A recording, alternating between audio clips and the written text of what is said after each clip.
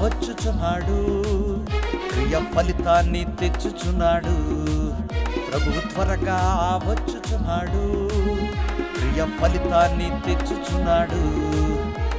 ప్రభువు రాక కొరకు కనిపెట్టుచున్నావా, సిద్ధపాటు కలిగి ఎదురు చూచుచున్నావా? ప్రభువు రాక కొరకు కనిపెట్టుచున్నావా, సిద్ధపాటు కలిగి ఎదురు చూచుచున్నావా? పరిశుద్ధముగా నిర్దోషముగా సత్క్రియలను పూర్తి చేసి సిద్ధముగా ఉన్నావా? పరిశుద్ధముగా నిర్దోషముగా సత్క్రియలను పూర్తి చేసి సిద్ధముగా ఉన్నావా?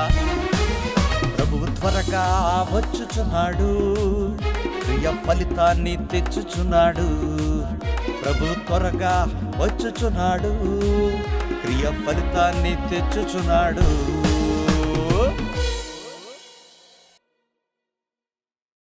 యేసుక్రీస్తునందు అత్యంత ప్రియులైన నా సహోదరి సహోదరులందరికీ ప్రభు పేరట నా హృదయపూర్వకమైన వందనములు తెలియజేస్తున్నాను. సిద్ధపాటు అనే ఈ కార్యక్రమానికి మీ అందరికీ స్వాగతం. దేవుని యొక్క జ్ఞాన సంగతులను ప్రతిరోజు నేర్చుకునే అవకాశాన్ని దేవుడు మనకు అనుగ్రహించాడు. సత్యవాక్యమును పరిశోధించి తెలుసుకునేటువంటి భాగ్యమును దేవుడు మనకు దయచేశాడు.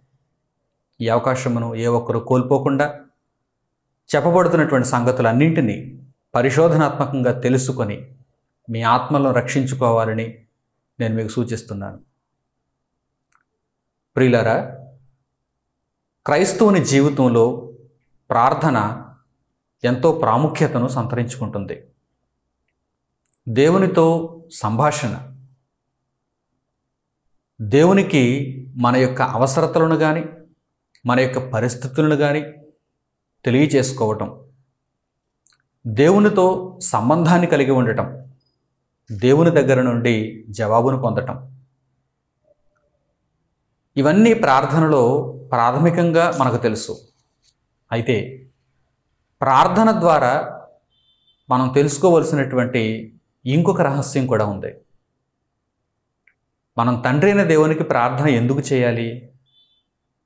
మనము ప్రార్థన చేసేటప్పుడు అందులో దాగి ఉన్నటువంటి ఒక ప్రధానమైన విషయం ఏంటంటే, మనము సిద్ధపాటును కలిగి ఉంటే తండ్రి అయిన దేవునికి చక్కని ప్రార్థన చేయగలం. ప్రభువు రాకడకు మనం సిద్ధపడితే మనము మెలకువ కలిగి ప్రార్థన చేస్తాం. గత పాఠాలలో మీకు ప్రార్థనను గురించి నేను చాలా సందర్భాలలో వివరించాను. ప్రార్థన ఎందుకు చేయాలని, మన ప్రార్థనలో చోటు చేసుకోవలసినటువంటి అంశములు ఏమిటని, ఇత్యాది సంగతులన్నింటినీ కూడా గత పాఠాలలో నేను మీతో చర్చించాను. ఒకవేళ వినని వారైతే తప్పకుండా ఆ పాఠాలను వినండి.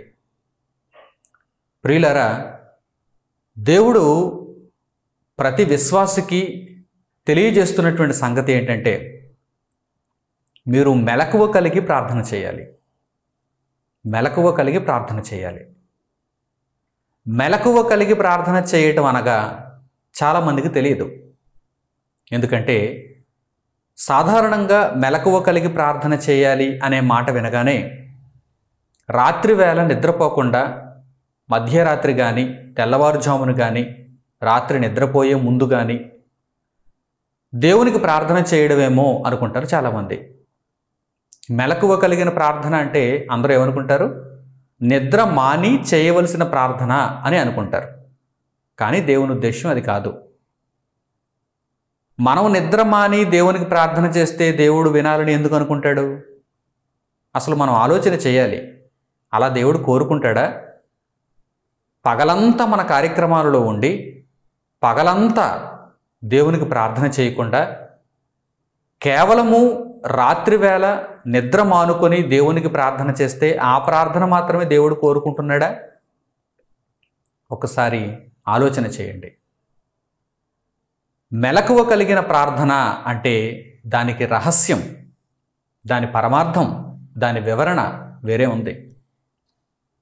అయితే పొరపాటుగా చాలామంది ఎందుకు భావిస్తున్నారు రాత్రివేళ మేము ప్రార్థన చేయాలి అని, మేము నిద్రమాని చేసిన ప్రార్థన మాత్రమే దేవుని సన్నిధికి వెళుతుంది అని ఎందుకు కొందరు అనుకుంటున్నారు అంటే, ప్రభువైన యేసు ఒక ఉపమానం తెలియజేశారు. ప్రభువైన యేసు ఒక ఉపమానం తెలియజేశారు. మీరు మెలకువ కలిగి ప్రార్థన చేయాలి అని తెలియచేయటానికి ఒక ఉపమానం ఆయన చెప్పారు. ఆ ఉపమానమును చదివినప్పుడు పైపైన సంగతులను చూసే ప్రతి ఒక్కరికి కూడా రాత్రి వేళే ప్రార్థన చేయాలేమో అనిపిస్తుంది. ఆ ఉపమానాన్ని ఒక్కసారి ఇప్పుడు మీకు పరిచయం చేస్తాను. పరిశుద్ధ గ్రంథములు మీరు తెరచి లూకాసు వార్త 12వ అధ్యాయము 35వ వచనం నుంచి చూడండి. లూకాసు వార్త 12వ అధ్యాయము 35వ వచనం నుంచి. మీ నడుములు కట్టుకొని ఉండుడి, మీ దీపములు వెలుగుచుండనీయుడి. తమ ప్రభువు పెండ్లి విందు నుండి వచ్చి తట్టగానే అతనికి తలుపు తీయుటకు అతడెప్పుడు వచ్చునో అని అతని కొరకు ఎదురుచూచు మనుష్యుల వలె ఉండుడి. ప్రభువు వచ్చి ఏ దాసులు మెలకువగా ఉండుట కనుగొనునో ఆ దాసులు ధన్యులు. అతడు నడుము కట్టుకొని వారిని భోజన పంక్తిని కూర్చుండబెట్టి తానే వచ్చి వారికి ఉపచారము చేయునని మీతో నిశ్చయముగా చెప్పుచున్నాను. మరియు అతడు 2వ జామున వచ్చినను 3వ జామున వచ్చినను ఏ దాసులు మెలకువగా ఉండుట కనుగొనునో ఆ దాసులు ధన్యులు. దొంగ ఏ గడియను వచ్చునో ఇంటి యజమానునికి తెలిసిన ఎడల అతడు మెలకువగా ఉండి తన ఇంటికి కన్నము వెయ్యనీయడని తెలుసుకొనుడి. మీరు అనుకొనని గడియలో మనుష్య కుమారుడు వచ్చును గనుక మీరును సిద్ధముగా ఉండుడని చెప్పెను. ప్రియులారా, ఈ ఉపమానమును చదివిన తర్వాత చాలామందికి కలిగేటువంటి ఒకానొక సందేహం ఏంటంటే, ప్రభువు యొక్క రాకడ కేవలం రాత్రివేళ జరుగుతుందేమో అనుకుంటారు. ప్రభువు రాకడ రాత్రివేళ మాత్రమే జరుగుతుందేమో. ఎందుకంటే ఉపమానంలో ప్రభు ఏమన్నారు? పెండ్లి కుమారుడు ఏ జామున వచ్చునో మీకు తెలియదు. 2వ జామున వచ్చునో 3వ జామున వచ్చునో మీరు ఎరుగరు. అలాగే అక్కడ ఒక పోలిక కూడా చెప్పబడింది, మరో పోలిక. దొంగ ఏ గడియను వచ్చునో ఇంటి యజమానునికి తెలిసి ఉండిన ఎడల అతడు నిద్రపోడు, అతడు తన ఇంటికి కన్నము వేయనీయడు. కనుక మీరు కూడా జాగ్రత్త పరులుగా ఉండండి అని యేసుక్రీస్తు ప్రభువారు ఇక్కడ తెలియజేశారు. ఉపమానాలను సరిగ్గా అర్థం చేసుకోవడం రాకపోతే దేవుని వాక్యము మదిలోనికి వెళ్ళదు. పైపైననే మనం ఆలకించి సరిపెట్టుకొని సత్యమును గ్రహించక విపరీతమైనటువంటి లేక వ్యతిరేకమైనటువంటి అర్థాలతో సరిపెట్టుకొని దేవుని జ్ఞానానికి దూరంగా ఉండిపోయే పరిస్థితి ఉంటుంది. కనుక ప్రభు ఉపమానముల రూపంలో చెప్పినటువంటి సందర్భాలను చక్కగా అర్థం చేసుకోవాలి. అసలు ఆయన ఉపమాన రూపంలో ఎందుకు చెప్పారు? చక్కగా అర్థమవుతుందని.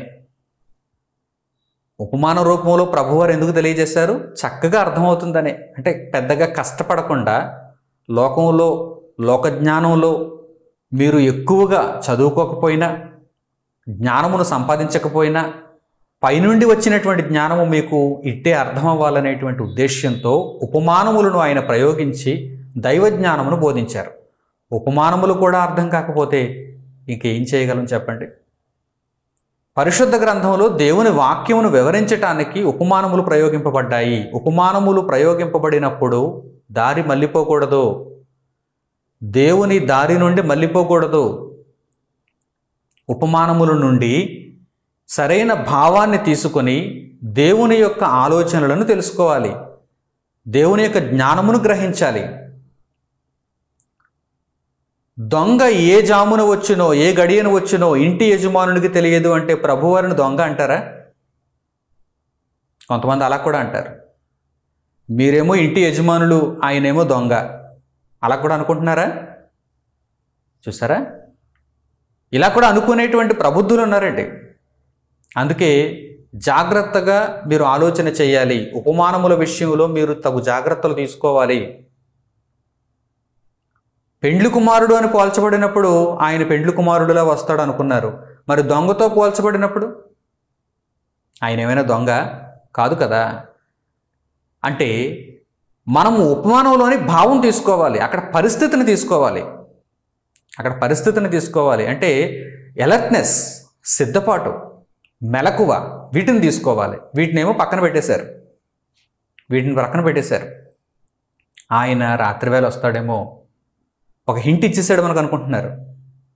ఆయన రాత్రివేళ వస్తాడేమో అంటే పగలంతా మన ఇష్టానుసారంగా ఉండొచ్చు, రాత్రివేళ వస్తాడేమో కనుక రాత్రి ప్రార్థన చేద్దాం. మెలకువ కలిగిన ప్రార్థన అంటే రాత్రివేళ చేసే ప్రార్థన అనుకుంటున్నారు. కాదు, మీ జీవితాలలో మీరు మెలకువ కలిగి ఉండి ప్రార్థన చేయాలి. పగలైనా రాత్రైనా మీరు మెలకువ కలిగి ఉండి ప్రార్థన చేయాలి. మెలకువ కలిగి ఉండడం అంటే ఏంటి? కన్నులు తెరుచుకోవటం మాత్రమే కాదు, పైన మనకు కనిపిస్తున్నటువంటి మనము కలిగి ఉన్నటువంటి ఈ 2 నేత్రములను తెరిచి చూడటం మాత్రమే కాదు మెలకువ అంటే. ఒక్కొక్కసారి 2 కళ్ళు అలా అప్పగించి చూస్తూనే ఏదో లోకంలోనికి వెళ్ళిపోతారు కొంతమంది. అప్పుడు ప్రక్కనున్నవారు వారిని పిలిచి,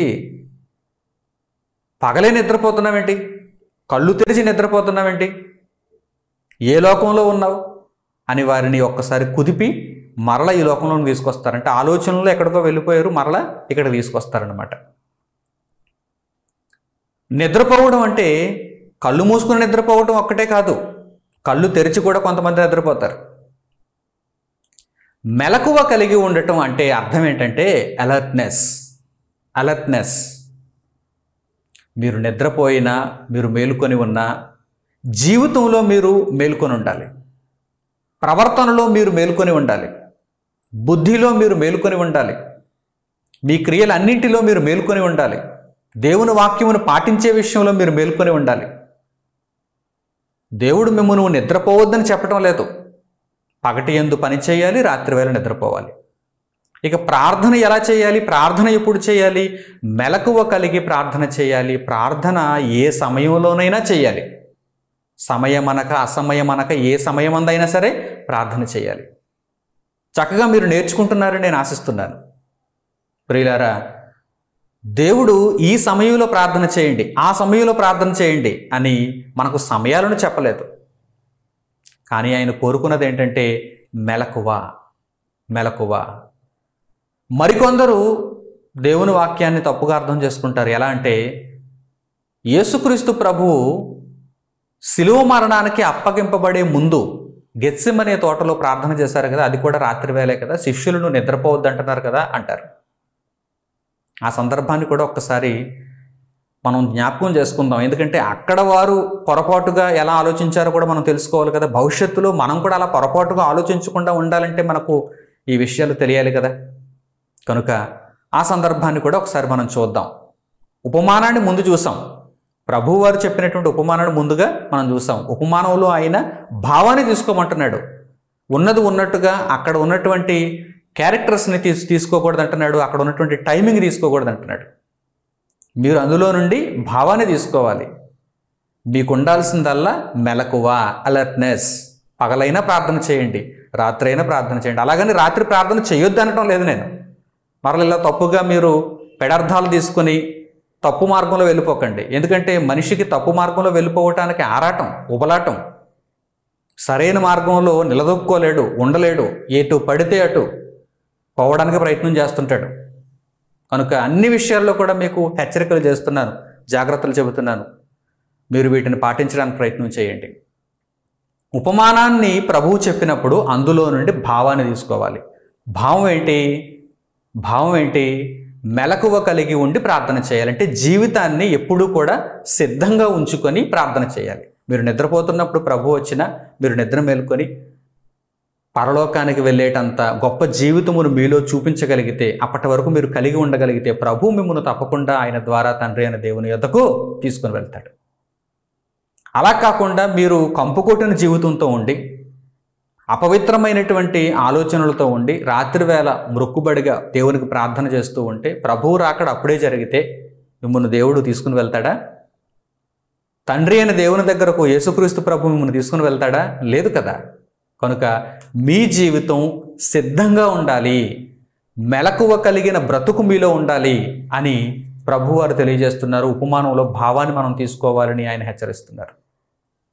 ఇక యేసుక్రీస్తు ప్రభువు గెత్సెమనే తోటలో ప్రార్థన చేసేటప్పుడు శిష్యులతో మీరు నిద్రపోవద్దని ఎందుకు చెబుతున్నారో ఆ సందర్భానికి వెళ్ళి దానిని చదివి ఆ వివరణ మనం తెలుసుకుందాం. పరిశుద్ధ గ్రంథంలో మత్తయి సువార్త 26వ అధ్యాయము 38వ వచనం నుంచి చూడండి. మత్తయి సువార్త 26వ అధ్యాయము 38వ వచనం నుంచి. అప్పుడు యేసు, మరణమగునంతగా నా ప్రాణము బహు దుఃఖములో మునిగియున్నది, మీరు ఇక్కడ నిలిచి నాతో కూడా మెలకువగా నుండుడని వారితో చెప్పి కొంత దూరము వెళ్ళి సాగిలపడి, నా తండ్రి, సాధ్యమైతే ఈ గిన్నె నా యొద్ద నుండి తొలగిపోనిమ్ము, అయినను నా ఇష్టప్రకారము కాదు, నీ చిత్త ప్రకారమే కానిమ్మని ప్రార్థించెను. ఆయన మరలా శిష్యుల యొద్దకు వచ్చి వారు నిద్రించుట చూచి, ఒక గడియ అయినను నాతో కూడా మేల్కొని ఉండలేరా? మీరు శోధనలో ప్రవేశించకుండానట్లు మెలకువగా ఉండి ప్రార్థన చేయుడి. ఆత్మ సిద్ధమే గాని శరీరము బలహీనమని పేతురుతో చెప్పి మరలా 2వ మారు వెళ్ళి, నా తండ్రి, నేను దీనిని త్రాగితేనే గాని ఇది నా యొద్ద నుండి తొలగిపోవుట సాధ్యము కాని ఎడల నీ చిత్తమే సిద్ధించుగాక అని ప్రార్థించి తిరిగి వచ్చి వారు మరలా నిద్రించుట చూచెను. ఎలయనగా వారి కన్నులు భారముగా ఉండెను. ఆయన వారిని మరలా విడిచి వెళ్ళి ఆ మాటలే చెప్పుచూ 3వ మారు ప్రార్థన చేశాను. అప్పుడు ఆయన తన శిష్యుల యొద్దకు వచ్చి, ఇక నిద్రపోయి అలసట తీర్చుకొనుడి. ఇదిగో ఆ గడియ వచ్చి ఉన్నది, మనుష్య కుమారుడు పాపుల చేతికి అప్పగింపబడుచున్నాడు.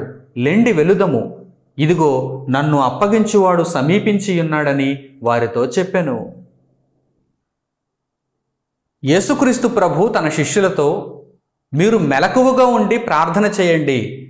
శోధనలో ప్రవేశించకుండా ఉండాలంటే మెలకువ కలిగి ప్రార్థన చేయండి అని తెలియజేస్తున్నారు. అలాగని రాత్రివేళ మెలకువగా ఉండి ప్రార్థన చేయమని యేసు చెబుతున్నారు అనుకుంటున్నారా? కాదు. మరి అక్కడ అది రాత్రివేళే కదా, వారి కన్నులు నిద్ర వలన భారంగా ఉన్నాయి కదా అని మీరు సందేహాన్ని వెళ్ళబుచ్చచ్చు. యేసుక్రీస్తు ప్రభువు వారు అప్పగింపబడేటువంటి గడియ ఆసన్నమైనది. అది ఎప్పుడు ఆసన్నమైనది? పగటివేళ కాదు, రాత్రివేళ. యేసును అప్పగించటానికి ప్రధాన యాజకులు కావచ్చు, శాస్త్రులు కావచ్చు, పరిసయ్యులు కావచ్చు, వారు పంపినటువంటి బంట్రౌతులు, సైనికులు, అలాగే అప్పగించినటువంటి ఇస్కరియోతు యూద, వీరందరికీ రాత్రివేళే యేసుక్రీస్తు ప్రభువును పట్టుకోవాలనేటువంటి దురాలోచన కలిగింది. ఎందుకనగా పగటివేళ అయితే ప్రజలందరూ రాళ్లతో కొట్టేస్తారు వీరిని. యేసుక్రీస్తు ప్రభువును పగటివేళ సరైన ఆధారం లేకుండా బంధిస్తే చుట్టూ ఉన్నటువంటి ప్రజలు, ఆయన వలన మేలు అనుభవించినటువంటి ప్రజలు ఊరుకోరు. ఆయన మీద ఈగ వాలనివ్వరు. కనుక రాత్రివేళ మేము ఆయనను బంధించి తీసుకుని వెళ్ళిపోవాలనేటువంటి కుటిల ఆలోచనతో వారు వచ్చారు. రాత్రివేళ ఆ గడియ సమీపించి ఉన్నది కనుక వారు రావటానికి ముందు యేసుక్రీస్తు ప్రభువు తండ్రికి ప్రార్థన చేస్తున్నారు. ఒక భయంకరమైనటువంటి శిక్షను ఎదుర్కొనే ముందు ఆయన శారీరకంగా, మానసికంగా శక్తిని పొందటానికి దేవుని నుండి సహాయాన్ని కోరుకుంటున్నారు. దేవుడు చేయి విడిచిపెట్టేటువంటి ఆ సమయాన్ని ఎదుర్కోవటానికి తగిన సిద్ధపాటును ఆయన కలిగి ఉంటున్నారు. ఇదంతా రాత్రివేళ జరిగింది, రాత్రివేళ తటస్థించింది. ప్రియులారా, అందువలన యేసుక్రీస్తు ప్రభువు ఆ వేళలో గెత్సెమనే తోటలో ప్రార్థన చేశారు. అందువలన శిష్యులను మెలకువగా ఉండి ప్రార్థన చేయమంటున్నారు, తనకు సహాయంగా ఉండమంటున్నారు. అయితే 3 మారులు ఆయన ప్రార్థన చేసిన తర్వాత చివరిగా శిష్యులతో చెప్పిన సంగతి ఏంటి? ఇక ఆ గడియ వచ్చేసింది, మీరు ఇక మీదట అలసట తీర్చుకోండి, మీరు ఇక నిద్రపోండి అంటున్నారు. అంటే ఇప్పుడు ఇక అవసరం లేదు, వారు వచ్చేస్తున్నారు, మనుష్య కుమారుడు పాపుల చేతికి అప్పగింపబడుచున్నాడు. చక్కగా మనం విషయాన్ని అర్థం చేసుకోవాలి. ప్రియులారా, మన జీవిత కాలంలో మనం మెలకువ కలిగి ఉండాలి. సాతాను మనలను బంధించకుండా, మనలను తన ఉచ్చులో పడవేసుకొని నరకానికి మనలను తీసుకుని వెళ్ళే పరిస్థితులలో మనం ఉండకుండా, ఆ బంధముల నుండి మనం విడిపింపబడి దేవుని యొక్క మార్గంలో మనం నిత్యము కొనసాగాలి. ఇందు విషయమై మనకు మెలకువ ఉండాలి, సిద్ధపాటు ఉండాలి, ప్రార్థనా జీవితం ఉండాలి. ప్రార్థన కేవలం రాత్రివేళ మాత్రమే చేయాలని కానీ, పగటివేళ మాత్రమే చేయాలని కానీ, పలానా వేళలో చేయాలని పలానా వేళలో చేయకూడదని కానీ ఎక్కడా లేదు. జీవితం మెలకువ కలిగినదై ఉండాలి. దేవునికి నిత్యము ప్రార్థన చేసేవారుగా ఉండాలి. జీవితంలో మెలకువ ఉండాలి, మన ప్రవర్తనలో మెలకువ ఉండాలి, వాక్యానుసారమైనటువంటి ఆలోచనలు, జీవితం, క్రియలు మనలో ఉండాలి. అలాగే నిరంతర ప్రార్థనా జీవితం మనలో ఉండాలి. నిరంతర ప్రార్థనా జీవితం అంటే పగటి ఎందైనా రాత్రి ఎందైనా మనము తండ్రికి ప్రార్థన చేసేవారముగా ఉండాలి. ప్రార్థన ఎందుకు చేయమంటున్నాడంటే, ప్రభువారు ప్రార్థన ఎందుకు చేయమని మనకు తెలియజేస్తున్నారు? తండ్రి మనకు ప్రార్థన చేయమని ఎందుకు తెలియజేస్తున్నారు? పరిశుద్ధాత్మ మనము ప్రార్థన చేయటానికి ఎందుకు ప్రేరణనిస్తున్నారు? ఎందుకంటే మనలో సిద్ధపాటును ఎప్పటికప్పుడు మనం పరీక్షించుకోవటానికి ప్రార్థన అనేది ఒక సాధనం లాంటిది. ప్రార్థన అనేది ఒక సాధనం లాంటిది. మనం తండ్రికి ప్రార్థన చేయటం మానేసాం అనుకోండి, మనలను మనం పరీక్షించుకోవటం మానేస్తాం. మనం సిద్ధపాటుతో ఉన్నామా లేదా అని మనల్ని మనం ఒక్కసారి పరీక్షించుకోవటం మనం మానేస్తాం. మనలో మెలకు ఉండదు, మనలో అలర్ట్నెస్ ఉండదు. ఎప్పుడైతే హృదయపూర్వకంగా రహస్యమందున్న మన తండ్రికి మనం ప్రార్థనలు చేస్తూ, యాచనలు చేస్తూ, భయభక్తులతో కలిగినటువంటి జీవితాన్ని చూపిస్తామో అప్పుడు నిరంతరం మనం సిద్ధపాటుతో ఉండేటువంటి అవకాశం ఉంది. కనుక ప్రార్థన అనేది మన జీవితంలో ఒక ముఖ్యమైనటువంటి అవసరత.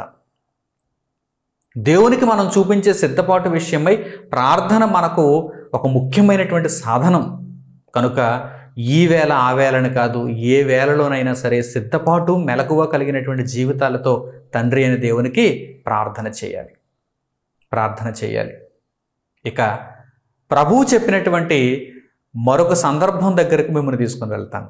అక్కడ ఆయన ప్రార్థనను గూర్చి ఏమని తెలియజేస్తున్నారో మీరు చదవాలి, మీరు నేర్చుకోవాలి. మెలకువ కలిగిన ప్రార్థన అంటే ఏంటో అక్కడ మనకు స్పష్టంగా అర్థమవుతుంది.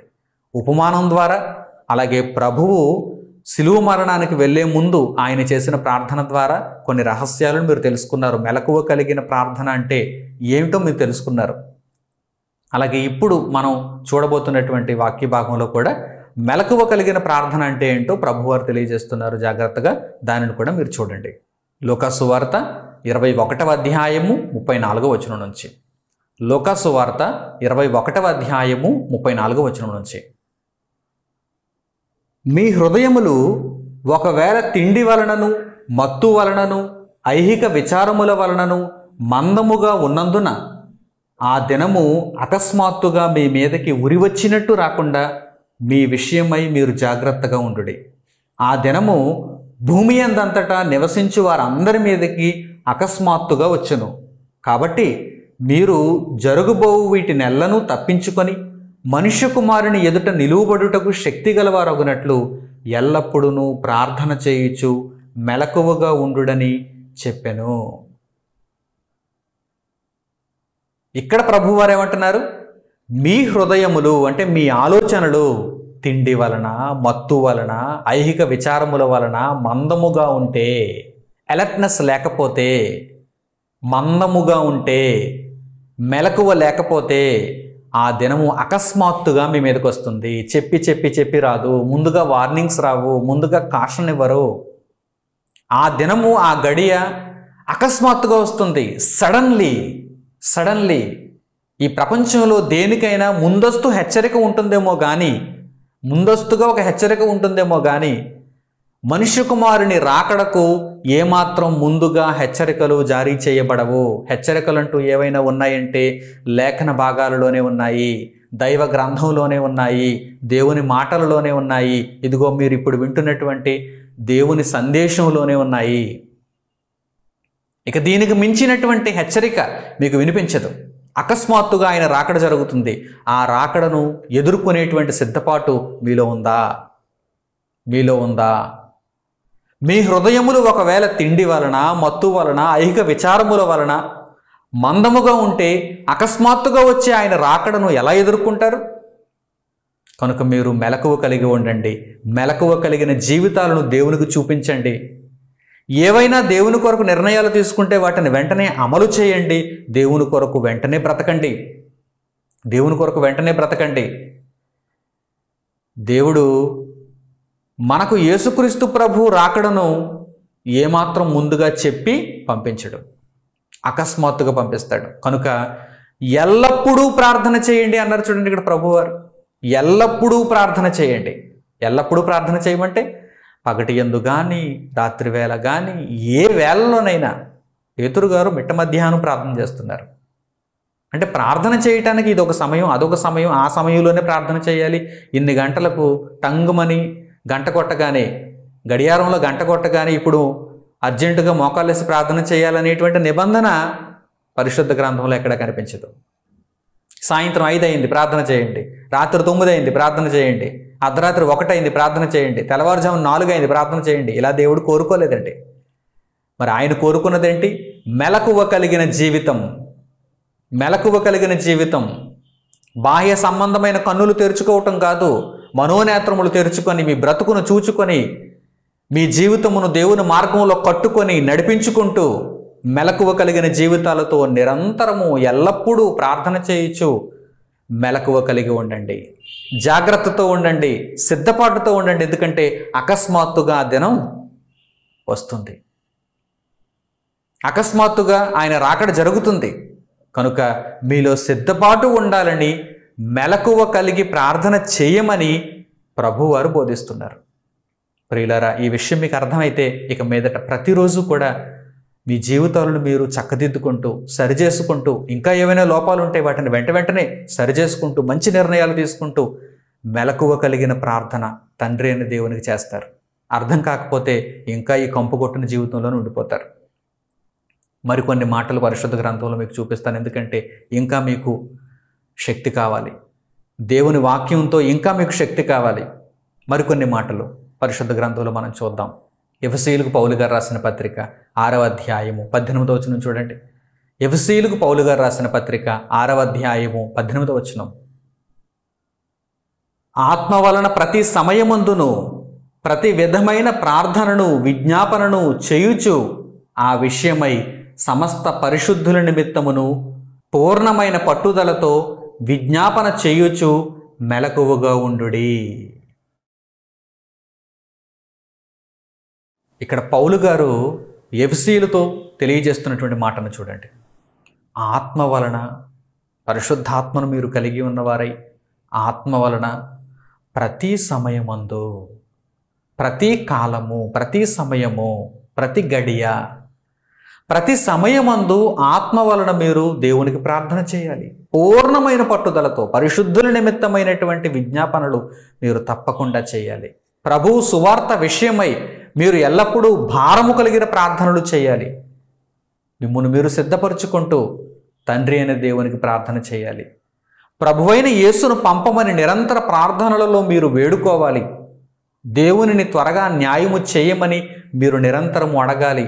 అలాగే ఆ ప్రార్థనకు తగ్గ సిద్ధపాటు కలిగిన జీవితం మీలో ఉండాలి. ఎంత గొప్ప రహస్యాన్ని దేవుడు తెలియజేశాడో చూడండి. దేవుడు మన నుండి కోరుకుంటున్నవి ఏంటండి? దేవుడు మన నుండి కోరుకుంటున్నవి ఏంటంటే, నిత్యము నాకు కావలసినదేంటి? మీలోని పరిశుద్ధత, మీ మంచి ప్రవర్తన, మీ నుండి ప్రార్థన. మీ నుండి ప్రార్థన అన్నీ మనలను బాగు చేయటానికే. తండ్రి మన నుండి ఏవైనా కోరుకుంటున్నాడంటే అది మనలను బాగు చేయడానికే తప్ప మనలను నాశనం చేయటానికైతే కాదండి. మనలను నాశనం చేయటానికి అదే కాదండి. ఎంత గొప్పవాడు మన కన్న తండ్రి, ఎంత గొప్పవాడు మన రక్షకుడైన యేసుక్రీస్తు, ఎంత గొప్పవాడు మనలో నడిపిస్తున్నటువంటి పరిశుద్ధాత్ముడు. ప్రియులారా, కనుక పూర్ణమైన పట్టుదలతో దేవునికి ప్రార్థనలు, విజ్ఞాపనలు, యాచనలు చేస్తూ ప్రతి సమయమందు ప్రార్థన చేయువారుగా మీరు ఉండాలని దేవుని వాక్యం ఈ సందర్భంలో మిమ్మల్ని హెచ్చరిస్తోంది. పౌలు గారు కొలస్సీయులకు రాసిన పత్రికలో కూడా ఒక అద్భుతమైనటువంటి మాటను మీరు చూడండి. కొలస్సీయులకు పౌలు గారు రాసిన పత్రిక 4వ అధ్యాయము 2వ వచనం నుంచి. కొలస్సీయులకు పౌలు గారు రాసిన పత్రిక 4వ అధ్యాయము 2వ వచనం నుంచి. ప్రార్థన యందు నిలుకడగా ఉండి కృతజ్ఞత గలవారై దాని యందు మెలకువగా ఉండుడి.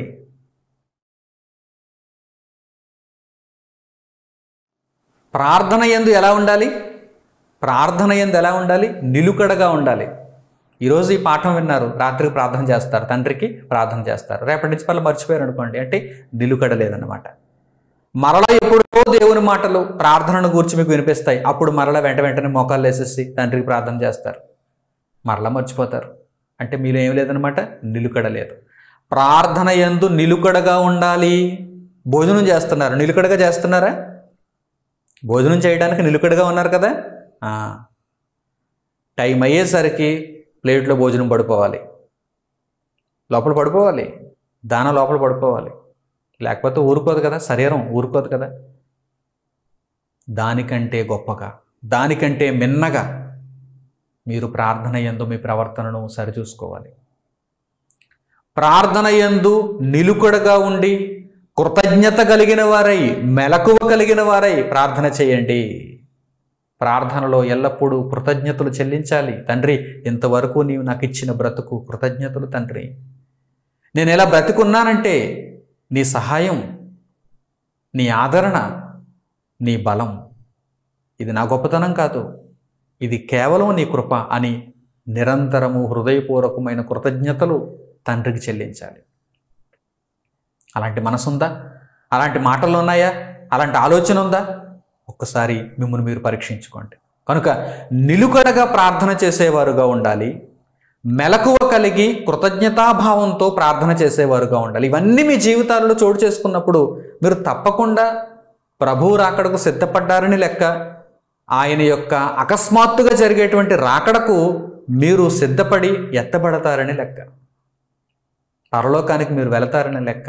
ప్రియులారా, మీరందరిలో కూడా ఈ చక్కని లక్షణాలు ఉండాలని నేను కోరుకుంటున్నాను. మీరందరూ కూడా ప్రభువు రాకడ కొరకు సిద్ధపాటు కలిగిన వారై నిత్యత్వానికి నాతో పాటు రావాలని నేను ఆశిస్తున్నాను.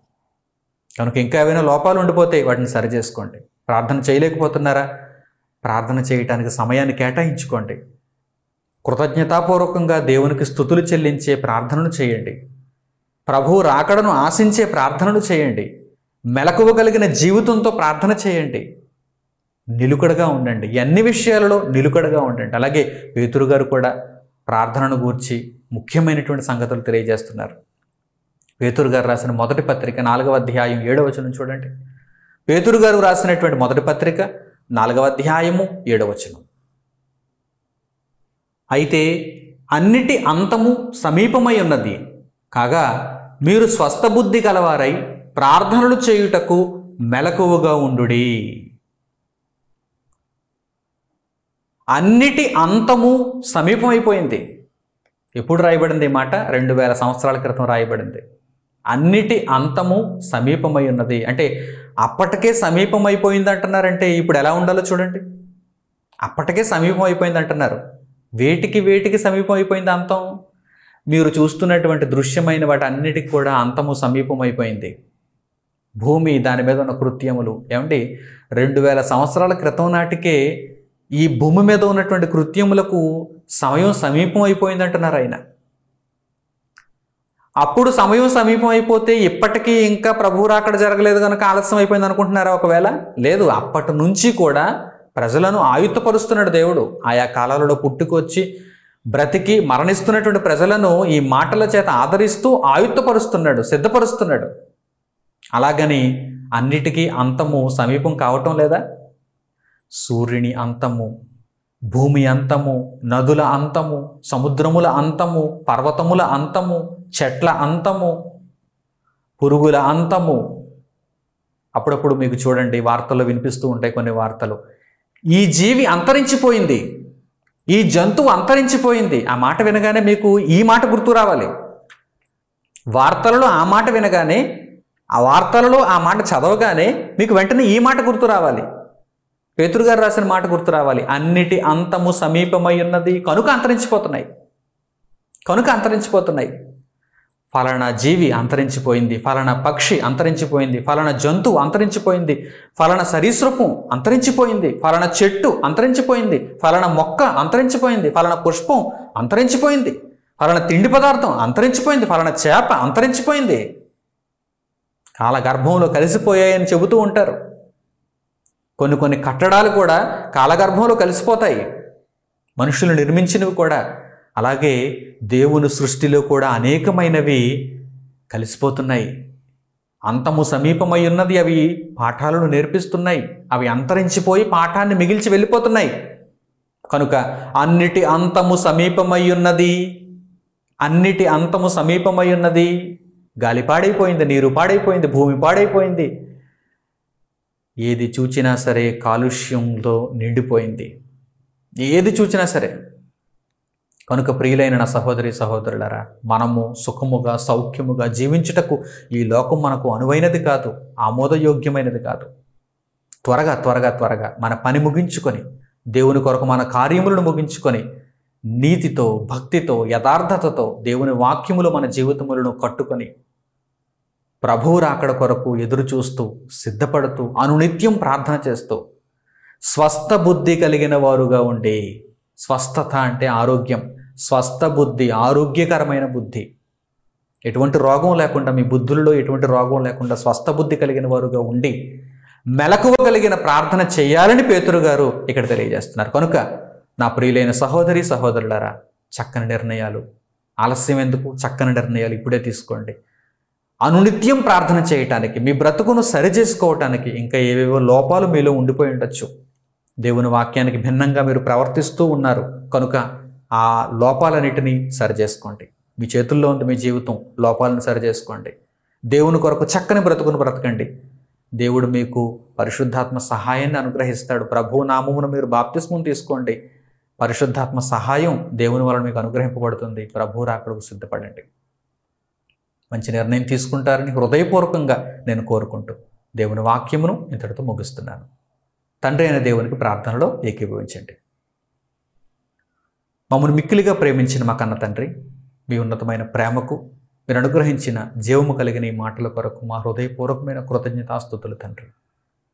నాయన, మీతో మాట్లాడటానికి మీరు మాకు మంచి అవకాశము ప్రార్థన ద్వారా కల్పించారు. నాయన, ఈ గొప్ప అవకాశమును చేజార్చుకోకుండా మా బ్రతుకులను సిద్ధపరచుకొని ఆయుత్తపరుచుకొని నాయన ఎల్లప్పుడూ మీతో మాట్లాడుటకు ఆసక్తి కలిగిన వారముగా ఉండుటకు మాకు సహాయం చేయండి. మీతో సంబంధాన్ని మేము అంతకంతకు వృద్ధి చేసుకొని మరింత దగ్గరై, ఒకనాడు అబ్రహాముతో మీరు నా స్నేహితుడు అన్నారు తండ్రి, అంతటి గొప్ప సంబంధాన్ని మేము కలిగి ఉండటానికి, ప్రభువైన యేసు ద్వారా తండ్రి మీకు చేరువైపోవటానికి మాకు సహాయం చేయండి. మీ కృపతో మమ్మల్ని జ్ఞాపకం చేసుకోండి. నాయన, మీ బిడ్డలు ఈరోజు మీ మాటలను విన్నారు, ఈ ప్రార్థనలో ఏకీభవిస్తున్నారు. వారి బ్రతుకులలో ఇంకనూ నాయన ఏవైతే లోపాలు ఉండిపోయాయో, ఏవైతే మలినకరమైనటువంటి విషయాలు ఉండిపోయాయో వాటన్నిటినీ తండ్రి వారు ఇప్పుడే విడిచిపెట్టి ప్రభువైన యేసు రక్తము ద్వారా కడుగుబడి బాప్తిస్మమును పొంది నాయన పరిశుద్ధాత్మ సహాయంతో మీ మార్గంలో ఉత్సాహముగా ముందుకు నడిచే భాగ్యం వారికి దయచేయండి. మేమంతా నిలుకడ కలిగి ప్రార్థన చేయొచ్చు, మెలకువతో ప్రార్థన చేయొచ్చు, స్వస్థ బుద్ధితో ప్రార్థన చేయొచ్చు. నాయన, ప్రార్థనల యందు, విజ్ఞాపనల యందు, యాచనల యందు తండ్రి, పరిశుద్ధుల కొరకైనటువంటి ప్రార్థనల యందు ఎల్లప్పుడూ స్థిరముగా నిలువబడగలుగుటకు కృపను అనుగ్రహించమని మిమ్మల్ని ప్రాధేయపడుతున్నాం. నాయన, మీ పాద సన్నిధిలో మొక్కుకుంటున్నాం. మీ కృపను, మీ సహాయమును మాకు తోడుగా ఉంచండి. నాయన, మీ బిడ్డలందరినీ మీ ఆదరణతో నింపి తండ్రి, దుష్టుడు వారిని ముట్టకుండా వారు నిలబడేంత వరకు శక్తిని, సామర్థ్యమును దయచేయమని హృదయపూర్వకంగా మిమ్మల్ని కోరుకుంటూ, ఇంతటి గొప్ప జ్ఞానమును మీరు మాకు దయచేసినందుకు మీకు స్తుతులు చెల్లిస్తూ మా ప్రార్థనా విజ్ఞాపనములను ప్రభువును రక్షకుడు నేను యేసుక్రీస్తు వారి పేరిట మిమ్మల్ని అడుగుచున్నాము తండ్రి. ఆమేన్. మన తండ్రి అయిన దేవుని ప్రేమ, ఆయన కుమారుడైన యేసుక్రీస్తు వారి కృప, పరిశుద్ధాత్మ యొక్క అన్యోన్య సహవాసం మనందరికీ సదాకాలంతో నడిపించునుగాక. ఆమేన్. అందరికీ వందనములు. సెలవు.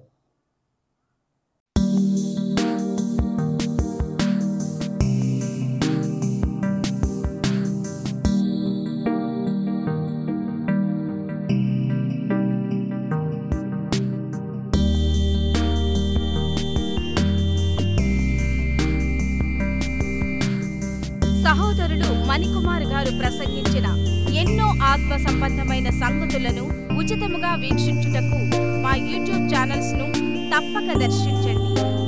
మా సమాచారమును ఎప్పటికప్పుడు తెలుసుకుని ఆత్మీయాభివృద్ధి నొందవలనంటే మా యూట్యూబ్ ఛానల్స్ ను సబ్స్క్రైబ్ చేసుకోండి. సత్వర నోటిఫికేషన్ల కొరకు సబ్స్క్రైబ్ బటన్ ప్రక్కనే ఉన్న బెల్ సింబల్ ను క్లిక్ చేయండి. మరిన్ని వివరములకు మీరు సంప్రదించవలసిన మా ఫోన్ నెంబర్స్ 8978414178 మరియు 8333927666. ధన్యవాదములు. ఈ కార్యక్రమమును అనేక మందికి పరిచయం చేయగలరని ఆశిస్తున్నాము. ప్రభువైన యేసుక్రీస్తు పేరిట మీకు శుభములు.